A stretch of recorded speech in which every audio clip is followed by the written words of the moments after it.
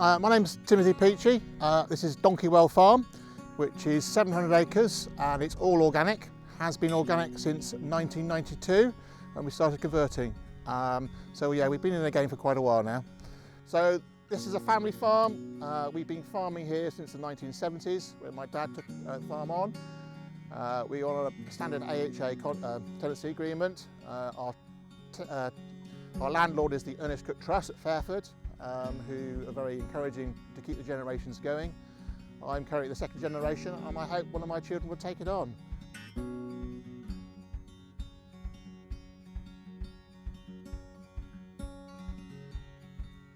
Currently the only livestock we have on the farm are these sheep behind me, which are tack sheep. The rest of it is all cropped, so purely an arable farm. We basically grow wheat, barley and oats, which is a 5-year rotation. So once we've done the 3 cropping, we then undersow and have a 2-year Clover Ley.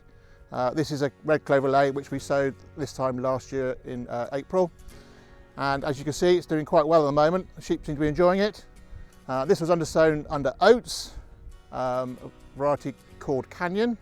The field we're standing in currently here is probably one of my better fields, certainly up by the farm buildings there. It gets quite silty loam, so it's actually quite nice there.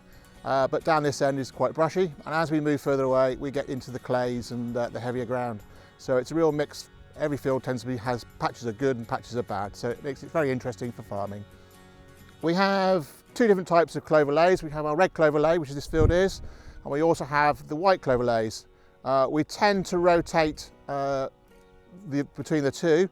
That's to stop any disease build-up on the red clovers. You can get a bit of a red clover disease which can cause problems, and once you've got it, it can be quite tricky to get rid of. So by rotating the system, it gives us a sort of 8 years between each different type, so there's plenty of time for any of that disease to disappear and stuff.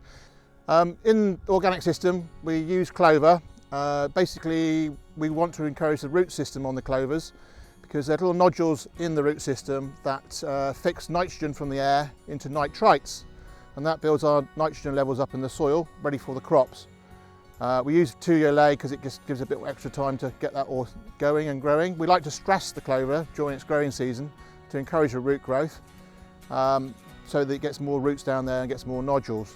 We also do sell the straw and exchange that for mushroom compost, or PAS 100, which is composted green waste, and that goes on after the second year of the Clover Ley and gets ploughed in prior to any cropping. We undersow into the crop. Traditionally, many years ago, about 10 years ago, we used to start sowing into the barley crop when about 3-4 leaf stage.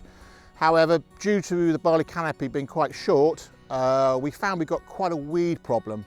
We get a lot of thistles, cooch and docks, which can cause troubles. So I decided about 10 years ago to try it under oats.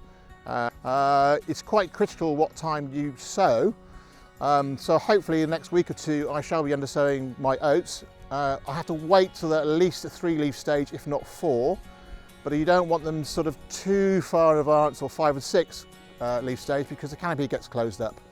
So we'll go in with a harrow tine with a spinner on the back.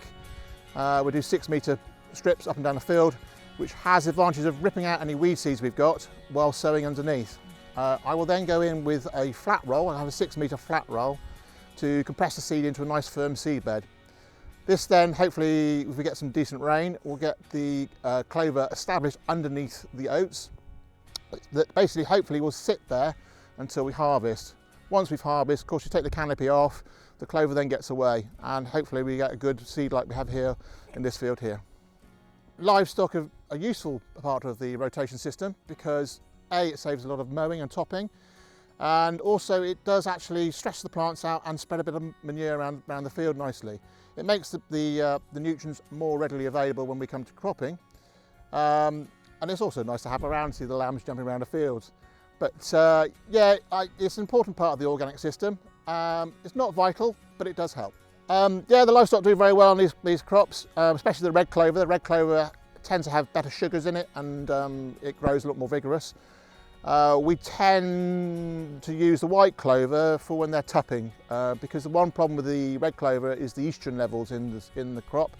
can cause problem with fertility and bits and pieces in the sheep. So we tend to put the ewes onto white clover a good month before they go to tup, so that we get a good success with the lambing. Normally by September, October, if we've had some decent weather, the clover leys can be lightly grazed by the sheep. So we will get the sheep onto them just lightly, just to take the tops off, just to encourage a bit more growth. Right, Cotswold seeds, we've been working with them for many years now, probably 20 odd years, if not plus. Never had a problem. They've always delivered earlier than they say, which is great. They're always very helpful on the phone. I mean, I always speak to Sam and he's more than helpful and gives brilliant advice of what we should and didn't do. And we try and tweak the mixes to fit.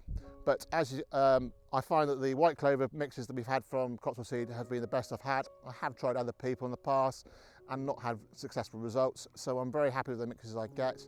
As I say, the service is very best. And I like the bags as well, they're very useful for afterwards.